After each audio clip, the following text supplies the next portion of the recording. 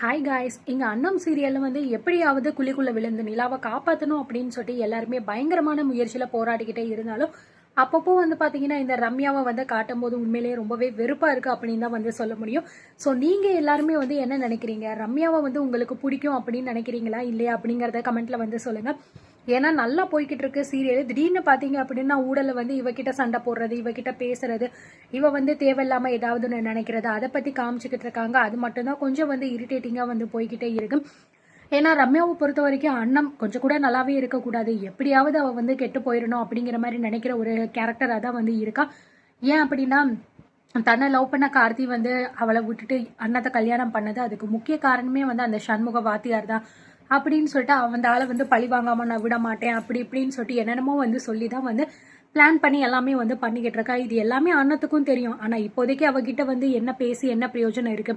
நமக்கு இப்ப தேவை வந்து நிலாவை எப்படியாவது காப்பாத்தி ஆகணும் அப்படிங்கிற மாதிரி ஒரு முயற்சியில தான் வந்து இருக்காங்க. ஸோ எவ்வளவுதான் வந்து பாத்தீங்கன்னா எல்லாருமே போராடினாலும் அவளை வந்து காப்பாற்றவே முடிய மாட்டேங்குது. ஸோ அவ கிட்டத்தட்ட பாத்தீங்கன்னா அடிமட்டத்துல போய் தான் விழுந்து கிடக்கா. இந்த நேரத்துல எல்லாரும் என்ன பண்ண முடியும்? ஒன்னு யாராவது ஒருத்தவங்க ரொம்பவே தைரியமா இறங்கி கீழே வரைக்கும் போயிட்டு நிலாவை தூக்கிட்டு வரணும். அது மட்டும் தான் மெயினான விஷயம். அப்படி இல்லை அப்படின்னா நிலாவை அப்படியே விட்டுறணும். இது ரெண்டுமே தான் வந்து ஒரே வழி. இதுக்கு வேற வழியே கிடையாது. இதுக்கு கடவுள் தான் கண்டிப்பா காப்பாற்றணும் அப்படிங்கிற மாதிரி தான் எல்லாருமே சொல்லிக்கிட்டு இருக்காங்க. அது மட்டும் இல்லாம பாம்பு கிட்ட தான் வந்து நிலா இருக்கா. ஆனா இன்னும் வரைக்கும் பாம்பு எதுவுமே வந்து நிலாவை பண்ணலையே அப்படிங்கிற மாதிரி ஒரு சந்தேகமும் எல்லாருக்குள்ளயுமே இருக்கு. ஸோ அந்த நேரத்தில் தான் அங்கே இருந்த அந்த சாமியார் வந்து சொல்றாரு, பாம்புக்கு இப்போ வந்து பசி இல்லை, அதனால தான் அந்த குழந்தைய வந்து எதுவுமே பண்ணாம அது பாட்டுக்கு அமைதியா இருக்கு. ஆனா அதுக்கு எப்போ பசி வரும் அப்படின்னு சொல்லிட்டு தெரியாது. அப்படி வந்துருச்சு அப்படின்னா அந்த பாப்பாவை வந்து உடனே சாப்பிட்டு முழுங்கிரும். அதுக்குள்ள நீங்க என்ன பண்ணணுமோ அதை வந்து பண்ணுங்க, நமக்கு ரொம்ப நேரம் டைம்லாம் வந்து கிடையாது அப்படிங்கிற மாதிரி தான் வந்து சொல்லிக்கிட்டு இருக்காங்க. அதனால எல்லாருக்குமே ரொம்பவே பதட்டமாகுது. என்னடா இந்த சாமியார் வந்து இப்படி சொல்லிக்கிட்டு இருக்காரு அப்படின்னு சொல்லிட்டு.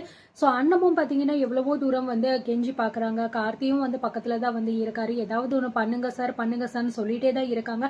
ஆனா அந்த போலீஸ்காரங்களால எதுவுமே வந்து பண்ண முடிய மாட்டேங்குது. அவங்க பண்ற எல்லா முயற்சியுமே வந்து பாத்தீங்கன்னா எப்படி அந்த குழந்தைய காப்பாத்துறது, இதுக்கு மேல அவளை காப்பாற்றவே முடியாது அப்படிங்கிற மாதிரியான ஒரு நிலைமையில தான் வந்து இருக்கு.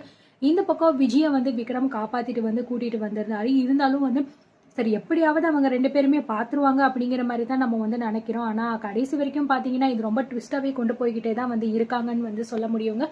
ஸோ இங்க வந்து எல்லாருமே கேட்குறாங்க, இந்த குழந்தைய காப்பாத்துறதுக்கான நேரம் ரொம்ப ரொம்ப கம்மியா இருக்கு. நம்மளால எவ்வளவு சீக்கிரமா வந்து அவளை தூக்க முடியுமோ அவ்வளவு சீக்கிரமா தூக்கினா மட்டும்தான் அவள் உயிரோடய வந்து இருக்க முடியும்.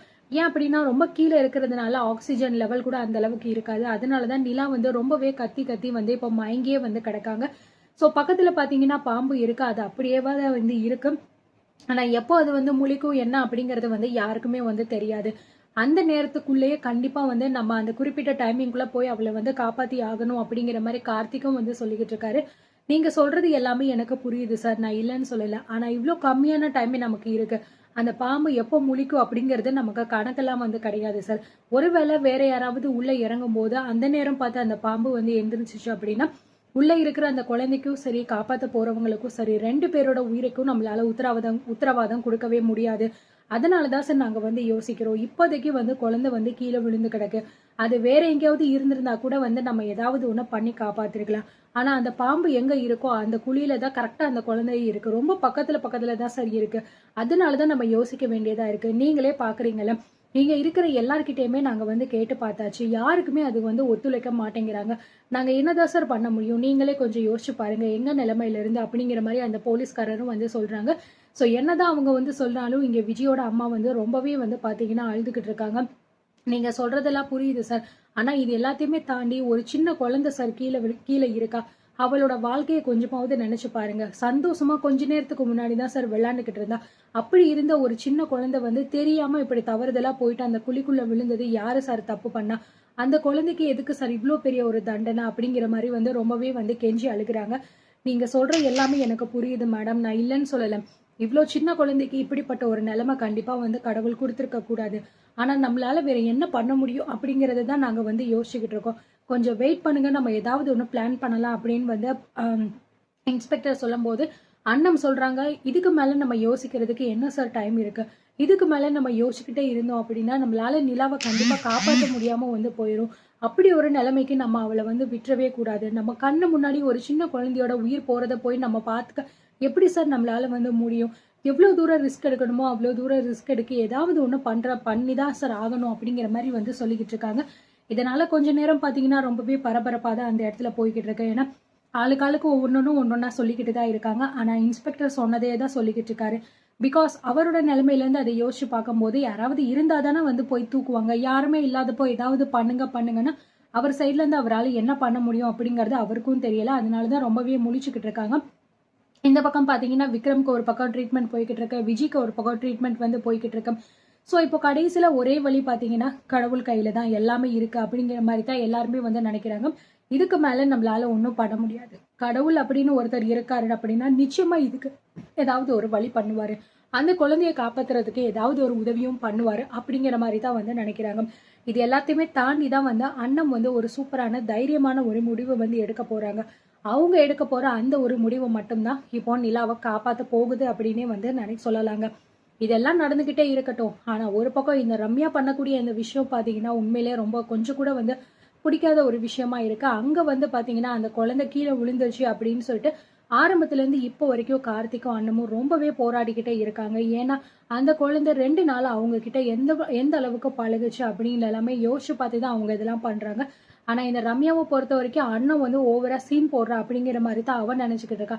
ஏன்னா அவளோட பாயிண்ட் ஆஃப் வியூவில் வந்து அப்படிதான் வந்து நினைப்பா. ஏன்னா அவளோட புத்தியே வந்து அப்படித்தானே வந்து இருக்கும்.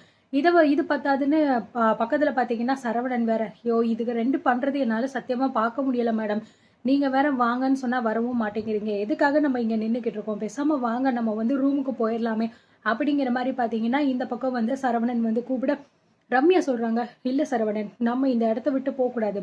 இந்த அண்ணம் என்ன அவ்வளோ பெரிய ஆளா, எப்படி அந்த குழந்தையாவ காப்பாத்துறா அப்படிங்கறது நம்ம பார்த்தே ஆகணும். வந்ததுல இருந்து நானும் பாத்துக்கிட்டு இருக்கேன், ரொம்ப ஓவரா பண்ணிக்கிட்டு இருக்கான். என்னமோ அவதான் வந்து எல்லாமே, இந்த ஊர்ல இருக்கிற மத்தவங்க எல்லாம் எதுவுமே பண்ண தெரியாதவங்க அப்படிங்கிற மாதிரி ஓவரா வந்து சீன் போட்டுக்கிட்டு இருக்கா. எதுக்கு இதெல்லாம் அவ வந்து பண்ணிக்கிட்டு இருக்கா?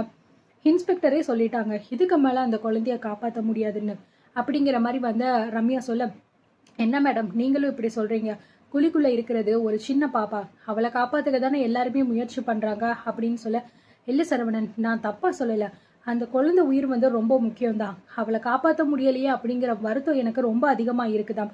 ஆனா நான் வந்து அந்த குழந்தைய பத்தி பேசல, நான் பேசுறத அந்த அண்ணத்தை பத்தி தான்.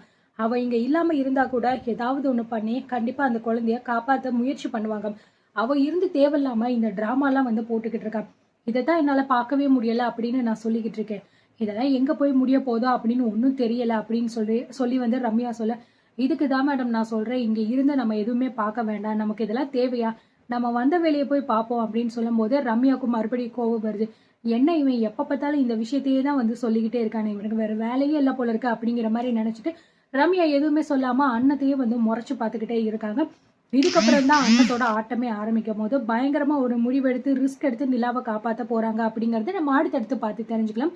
வீடியோ பிடிச்சிருந்தா லைக் பண்ணிட்டு ஷேர் பண்ணிட்டு சப்ஸ்கிரைப் பண்ணிக்கோங்க.